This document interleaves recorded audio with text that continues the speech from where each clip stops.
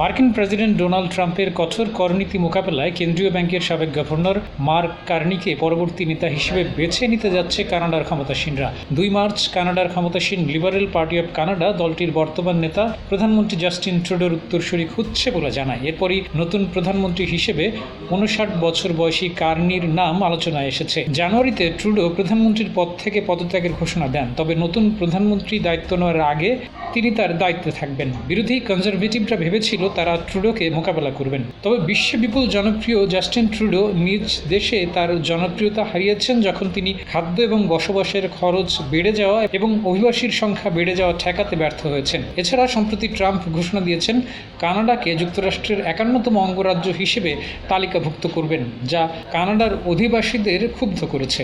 Jamuna electronics ঈদে double খুশি offer season 3, যে কোনো পণ্য কিনলেই পাচ্ছেন নিশ্চিত ঈদ উপহার। চলতি বছরের 20 জানুয়ারি দ্বিতীয়বারের মতো প্রেসিডেন্ট হিসেবে শপথ নেন ট্রাম্প। ক্ষমতা নিয়েই তিনি বেশ কিছু ক্ষেত্রে বেশ কঠোর হবেন বলে জানিয়ে দিয়েছেন। এর মধ্যে রয়েছে পাল্টাপাল্টি কর আরোপের বিষয়। ইতিমধ্যে প্রতিবেশী কানাডা এবং মেক্সিকো থেকে যেসব পণ্য আমদানি করা হবে সেসবের উপর 25% কর ধার্য করেছেন তিনি।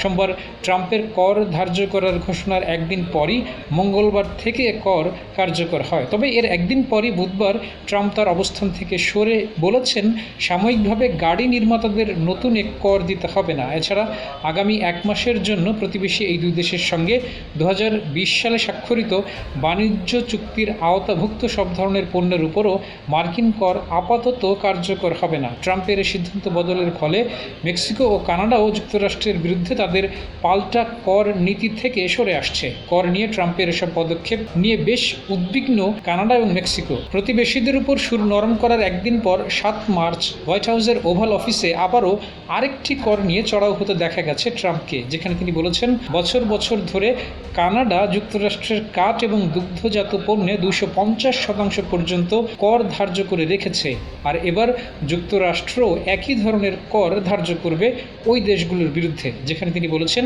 কর ধার্য হবে ডলারের বদলে ডলার হিসেবে। ট্রাম্পের এসব বক্তব্যকে সর্পিল বাণিজ্য নীতিতে প্রতি ঘন্টায় পরিবর্তন হওয়ার নীতির সঙ্গে তুলনা করা হচ্ছে।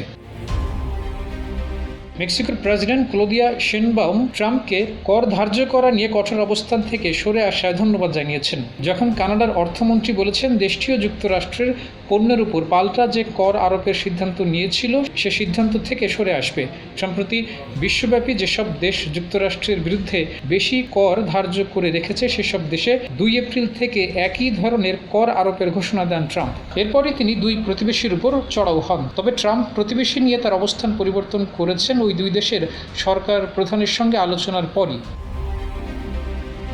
কানাডার বিদায়ী প্রধানমন্ত্রী জাস্টিন ট্রুডো বৃহস্পতিবার সকালে ট্রাম্পের সঙ্গে কর নিয়ে ফোন আলাপ হওয়ার কথা জানান। মার্কিন প্রেসিডেন্ট বুধবারের আলোচনায় বেশ উত্তেজিত ছিলেন বলে জানিয়েছে গণমাধ্যম। ট্রুডো জানান বেশ কিছু ক্ষেত্রে ছাড় দেওয়া হলেও আগামীতে দুই মিত্রের মধ্যে বাণিজ্য যুদ্ধ আসন্ন। শেনবাউমও কর নিয়ে ট্রাম্পের সঙ্গে কথা বলেছেন। 2020 সালের জুলাইয়ের 1 তারিখে যুক্তরাষ্ট্র, মেক্সিকো এবং কানাডার মধ্যে USMCA নামে একটি বাণিজ্য চুক্তি স্বাক্ষর হয়, যে চুক্তির আওতায় উত্তর আমেরিকার শ্রমিক, ব্যবসায়ী এবং কৃষকরা একে অন্যের কাছ থেকে সুবিধা পেয়ে থাকেন। এই চুক্তির আওতায় যে পণ্যগুলো যুক্তরাষ্ট্রের বাজারে প্রবেশ করে তার মধ্যে রয়েছে টেলিভিশন, এয়ার কন্ডিশনার, অ্যাভোকাডো এবং গরুর মাংস।